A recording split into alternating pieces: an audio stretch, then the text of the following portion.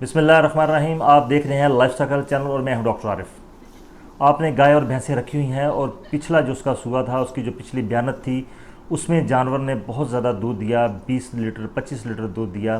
बल्कि farm level की बात करें तो वहाँ 30-35 लीटर भी है। और जब उसका अभी उसने बच्चा जना, अभी उसकी जो बयानत हुई, अभी जो सूआ चल रहा है, इसमें उसका दूध जो है वो बहुत कम हो गया। 10 लीटर हो गया, 12 लीटर हो गया, 8 लीटर दूध हो गया। दूध बढ़ा नहीं उसका। या अभी जो आपका जानवर है, गाय और जो भैंस है, उसने अभी बच्चा जना है, लेकिन उसका दूध जो है वो एकदम बढ़ा। उसके बाद आहिस्ता आहिस्ता दूध जो कम हो गया, उसका चारा भी बहुत ज़्यादा कम हो गया, दूध की क्वालिटी भी ख़राब होगी। बेशुमार आपने जो है हरबे इस्तेमाल कर लिए, लेकिन जानवर का दूध जो है वो बढ़ नहीं रहा। आज आपके साथ कुछ अलामात जो हैं एक मखसूस मर्ज़ की, वो आपके साथ में शेयर करूंगा। आपने उनको अच्छी तरह से जहन में रख लेना है, ताकि आपको पता चलेगा अगर आपके जानवर में ये वाली अलामात आ रही हैं तो फिर आपका जानवर का जो पिछला जो उसके जो सूआ था उसमें दूध बहुत ज़्यादा था, इस सूए में दूध जो है वो बहुत कम है, तो इसकी वजह क्या होगी। और इसका जो शाफ़ी इलाज है वो इंशाल्लाह इस वीडियो के आखिर में आपके साथ शेयर किया जाएगा, ताकि पहले आप समझ जाएँ कि आपके जानवर को मसला क्या हुआ। अभी मैं कुछ अलामात आपके साथ शेयर करूंगा, आपने अपने जहन में रखनी है, इनको नोट भी कर लेना है। सबसे पहली जो आपने अलामत जहन में रखनी है, आपने अपने जानवर का सबसे पहले गोबर चेक करना है कि उसके गोबर से तिनके तो नहीं आ रहे, उसमें जो है साबुत चारा तो नहीं आ रहा, उसमें दाने तो नहीं साबुत आ रहे। अगर आप वंडा डाल रहे हैं, अगर उसमें मकई के दाने हैं तो वो थोड़ा साबुत, वो बाहर नज़र तो नहीं आ रहे। अगर ये वाला मसला है तो आपके जानवर का जो मैं अभी मसला आपके साथ जो शेयर करूँगा, जो बीमारी शेयर करूँगा, वो इसमें आ रही है। जानवर जो है वो गोबर पतला कर रहा है, यानी कि उसमें जो चारा है वो भी उसमें साबुत आ रहा है, दाने भी साबुत आ रहे हैं, इसके साथ वो गोबर जो है वो पतला कर रहा है। गोबर जो है वो पतला ऐसा नहीं होगा कि उसको डायरी की तरह पतला नहीं होगा, लेकिन वैसे गोबर की जो कंसिस्टेंसी है, उसकी जो शक्ल है वो पतली होगी गोबर, और गोबर का जो रंग है वो हल्के रंग का होगा, हल्के ग्रे रंग का होगा।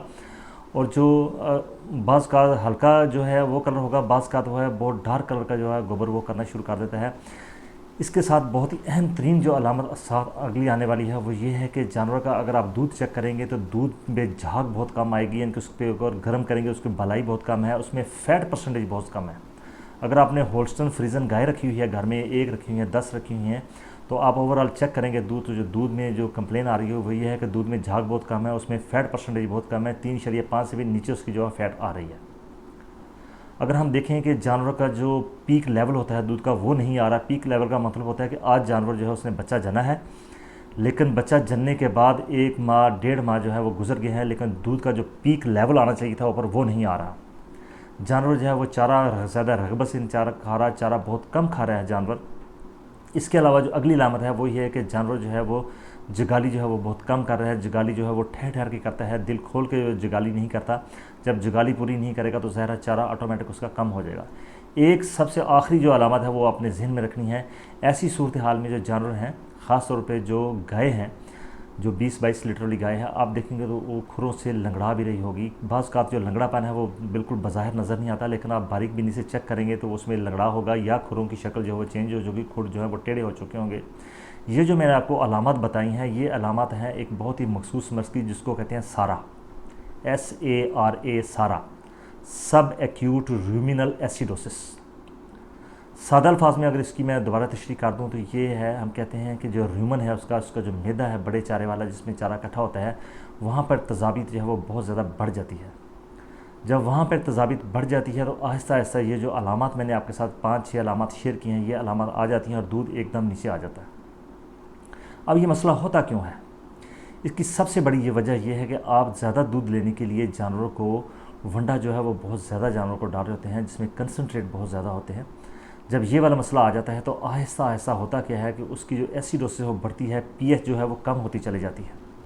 जब पीएच कम होती है तो जो रूमिनल फ्लोरा है, जो खुराक को हज़म करने वाला है, वो भी डिस्टर्ब हो जाता है, यानी कि उसका जो बैलेंस है वो नहीं रहता। ऐसी सूरत हाल को आपने काबू कैसे करना है, कि यानी कि आप अपने जानवरों को दूध की तरफ लेके कैसे आ सकते हैं। और दूसरा सबसे बड़ा मसला ये है कि अगली जो उसकी बयानत होगी, जो अगला सूआ होगा, उसमें भी आपका जानवर जो है मुकम्मल सेहतमंद दूध वाला कैसे होगा। तो आपने खुराक का रद्दोबदल जो है वो इसमें करना है। सबसे पहले हम खुराक का रद्दोबदल जो है वो आपको बताएंगे कि आपने कैसे खुराक इस्तेमाल करनी है।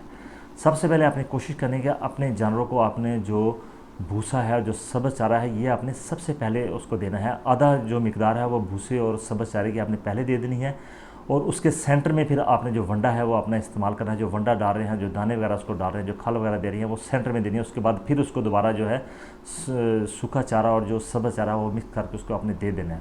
एक चीज़ का आपने ख्याल रखना है कि जो वनडे की मिकदार है वो एक हद से ज़्यादा ना बढ़ने पाए।